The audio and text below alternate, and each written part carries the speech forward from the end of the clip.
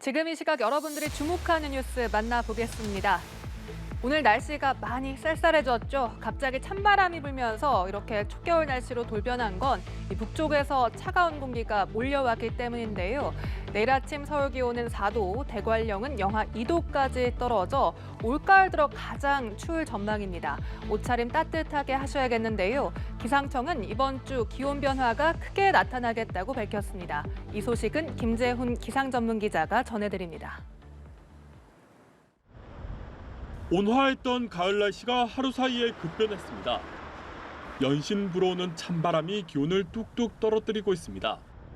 갑자기 날씨가 돌변한 건 북서쪽 대륙에서 세력을 키운 찬 공기가 한반도까지 밀려오기 때문입니다. 주 중반까지 우리나라 5km 상공으로 영하 20도에 달하는 냉기가 유입될 것으로 예측됐습니다. 내일 아침 서울의 기온이 4도, 강원 대관령은 영하 2도까지 떨어져 올가을 들어 가장 춥겠습니다. 특히 해안을 중심으로는 초속 20m에 달하는 강풍도 몰아치는데 세차게 불어오는 찬바람이 체감온도를 더욱 끌어내리겠습니다. 내륙 곳곳에서는 물이 얼고 서리도 내릴 것으로 보여 농작물 냉해에 대비가 필요합니다. 이 찬성질의 공기가 우리나라 쪽으로 강하게 밀려 내려오면서 기온이 급감하고 강한 바람이 만들어지면서 체감하는 온도는 더 낮아 매우 쌀쌀한 날씨가 될 것으로 예상을 하고 있습니다. 때이른 추위는 목요일 오후부터 차차 물러나겠습니다. 주 후반부터는 예년 기온을 회복하면서 다시 완연한 가을 날씨가 이어질 전망입니다. 기상청은 이번 주 기온 변화가 크게 나타나겠다며 건강관리에 유의해달라고 당부했습니다. 연합뉴스 TV 김재훈입니다. 어제 코로나19 신규 확진자 수가 10,000대 초반을 기록했습니다. 일일 신규 확진자 수 나흘 연속 전주 대비 증가하며 감소세가 정체하는 양상을 보이고 있는데요. 정기석 코로나19 특별 대응단장은 12월 초 정도에 본격적인 재유행 가능성이 있다고 내다봤습니다. 접종률이 높은 유럽 국가들에서도 유행 증가 추세가 나타난다는 점을 근거로 들었는데요. 이런 가운데 오늘부터 응급실 감염병 대응 지침이 완화됐습니다. 지금까지는 응급 환자에게 진료 전 코로나 검사를 먼저 받게 했는데 이제는 응급실을 찾은 환자는 원칙적으로 진료를 먼저 받고 의료진이 필요하다고 판단한 경우에만 코로나 검사를 하게 됩니다. 이 소식은 차승은 기자가 전해드립니다.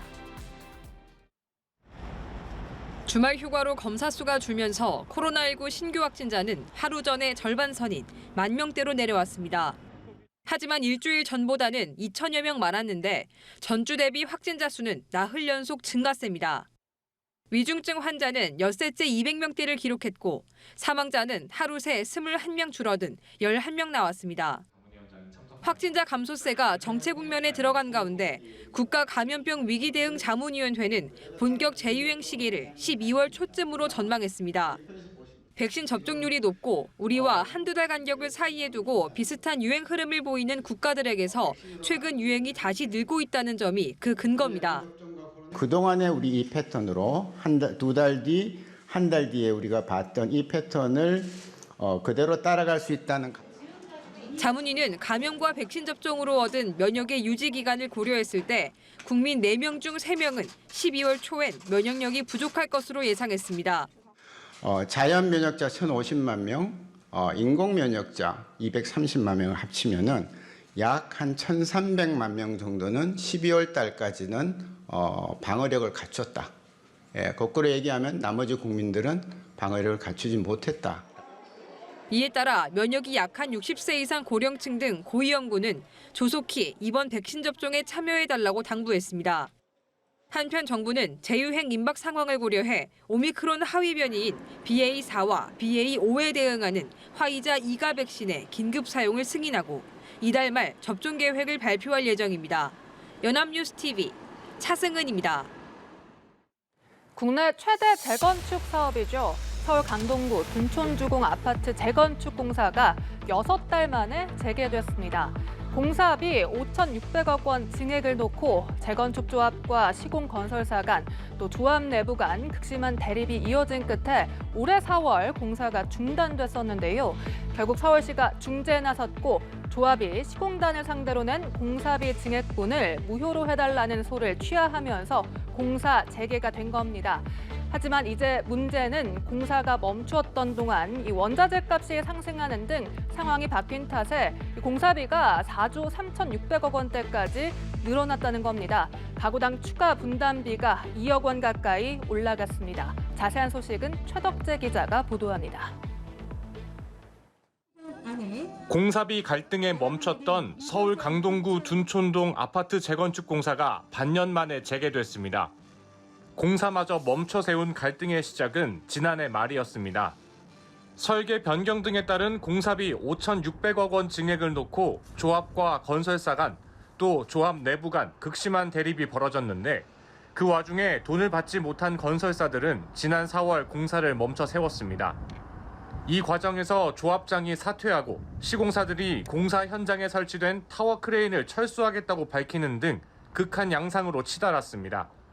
결국 서울시가 중재에 나섰고 조합이 공사비 증액 무효 소송을 취하하면서 극적으로 공사가 재개된 겁니다. 재착공식이라는 이 명명을 보고 이런 경우가 있나요? 예, 기쁘면서도 한편은 상당히 마음도 무겁고 그렇습니다. 하지만 문제는 남아 있습니다. 설계 변경 외에도 공사 중단 기간 원자재 값 상승까지 겹쳐 공사비가 4조 3,600억 원대까지 늘어난 겁니다. 가구당 최고 2억 원 가까이 더 내야 하는데 조합은 분양가 인상을 통해 이를 낮추는 방안을 추진 중입니다.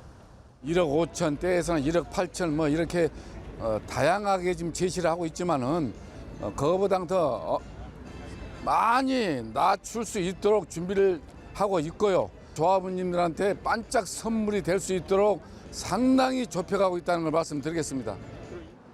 하지만 최근 집값 급락에 입주권도 6억 원 넘게 떨어진 상황이라 분양가를 더 올릴 수 있을진 미지수입니다. 둔촌주공 일반 분양 물량은 약 4,800가구, 일반 분양 시기는 이르면 내년 1월에서 2월로 예상됩니다. 연합뉴스 TV 최덕재입니다. 우크라이나 수도 키이우에서 또 여러 차례 폭발음이 들렸다고 로이터 AFP 통신 등이 보도했습니다. 외신은 키이우 중심가에서 두세 차례 폭발음이 들렸다고 이 목격자들의 말을 전했는데요. 키이우 당국은 텔레그램을 통해 폭발이 자폭 드론 공격에 따른 것이라고 밝혔습니다. 이날 공격으로 주택 여러 채가 파손됐고 구조대가 현장에 투입됐으며 주민에게는 대피령이 내려진 것으로 알려졌습니다. 공격의 배후는 정확히 알려지지 않았지만 우크라이나 대통령실은 러시아를 지목했습니다. 태평양 전쟁 A급 전범이 합사된 곳 야스쿠니 신사에 기시다 후미오 일본 총리가 국무를 북납했습니다. 기시다 총리는 오늘 시작된 추계 예대제를 맞아 내각 총리 대신 기시다 후미오 명의로 국무를 북납했는데요. 우리나라 외교부는 유감을 표했습니다. 외교부는 대변인 논평에서 일본의 과거 침략 전쟁을 미화하고 전쟁 범죄자를 합사한 신사에 또다시 국무를 복납하거나 참배를 되풀이한 데 대해 깊은 실망과 유감을 표한다라고 밝혔습니다. 기시다 총리가 총리에 취임한 뒤 야스쿠니 신사의 국무를 복납한 것은 이번에 4번째입니다. 이 현직 총리의 야스쿠니 신사 참배는 2013년 아베 신조 전 총리가 마지막이었습니다. 지금까지 이슈5였습니다.